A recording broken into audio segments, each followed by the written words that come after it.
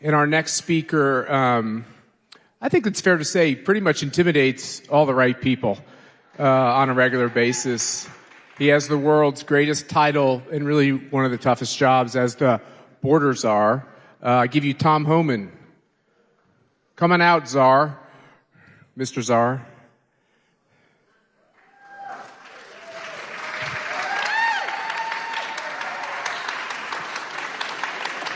You know, I do want to say, Tom loved CPAC before he was an official czar. You know, you're a long time coming to our events, and we appreciate it. All right, man. Thank you.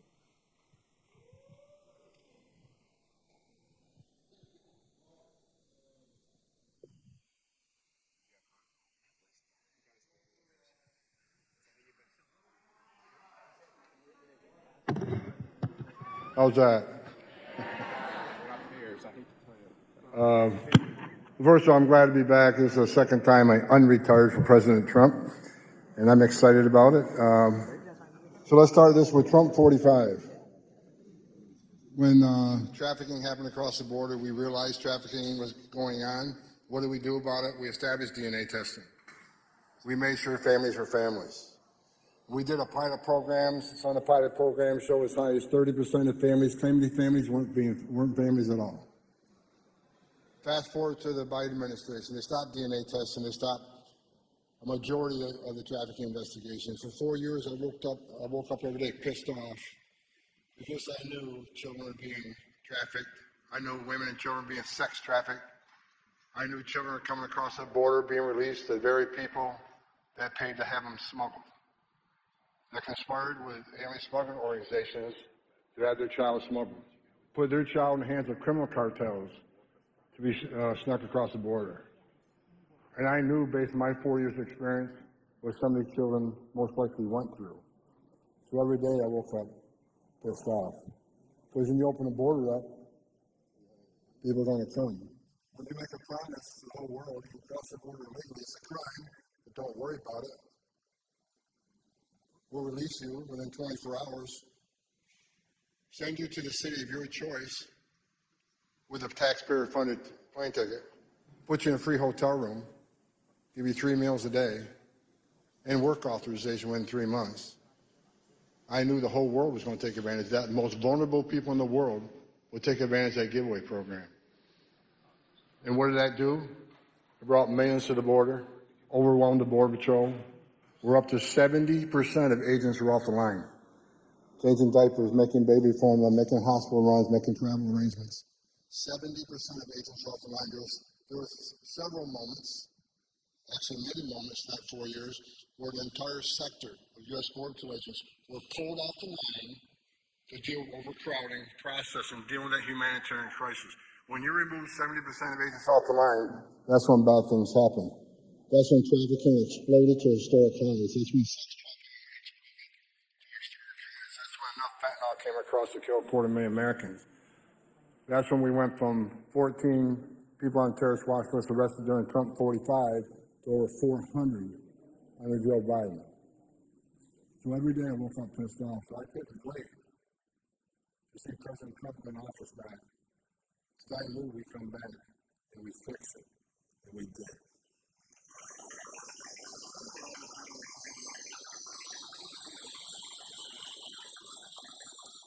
As of today, we have the most secure border in my lifetime, the most secure border in the history of this nation. And what does that mean? That means less trafficking. That means less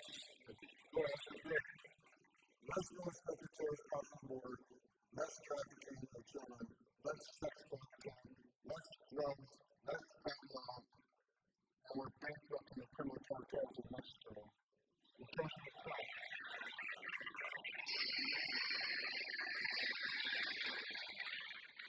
I said this before the election, and I say it again, and I mean it. President Trump will be the first president in American history to wipe the criminal cartels in Mexico off the face of the earth.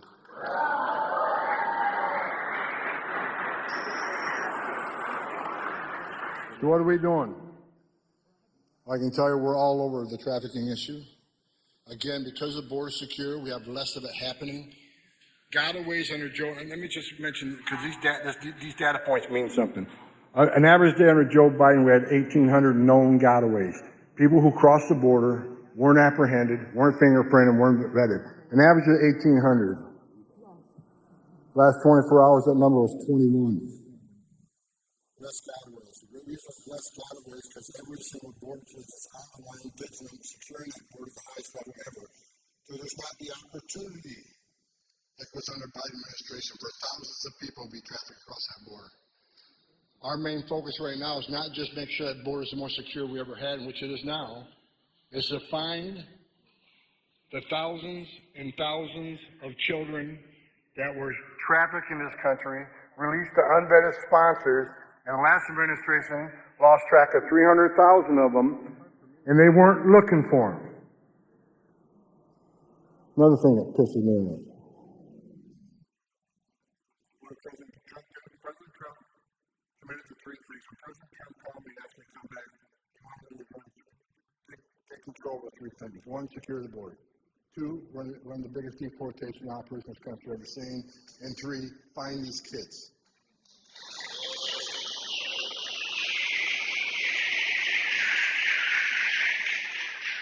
So we've already located right around 10,000. I'm not happy. We got a hell of a lot more to find.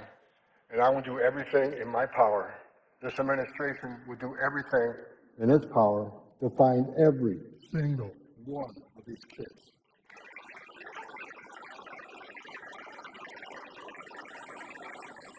Here's the problem. I'll just be frank with you. Because the last administration didn't do things right, because they didn't really care, these sponsors weren't properly vetted.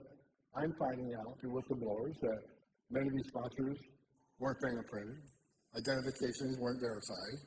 So I can find you all.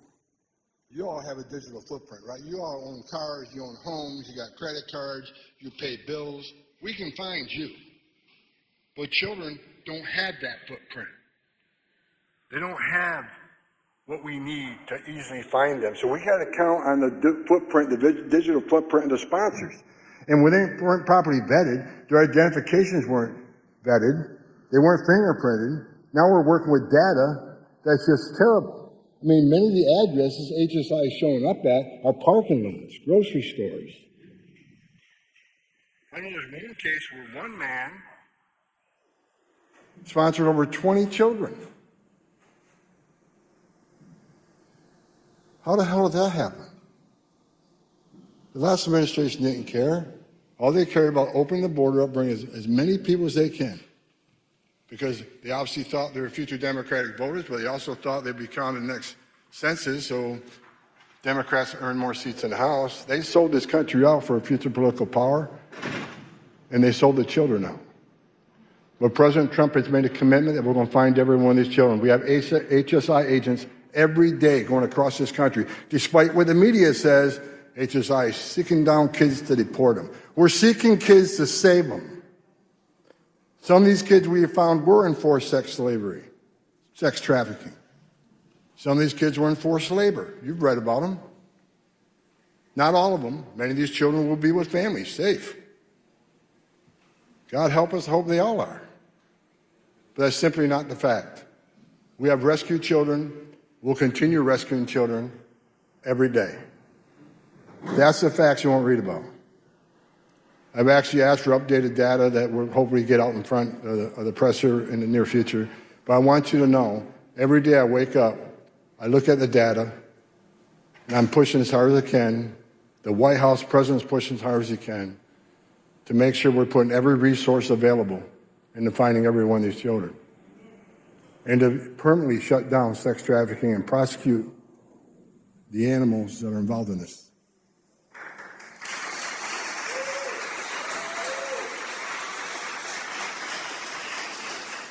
And for those that you're here amongst some of the best congressmen and senators in this nation, if you see them, shake their hand and thank them for the big, beautiful bill, because now we have a whole bunch of money that we're going to get more resources, more boots on the ground, more agents to knock on those doors, more technology to help us find these kids, more attorneys to prosecute the animals that are involved with trafficking. So the big, beautiful bill, you think we're doing great things right now?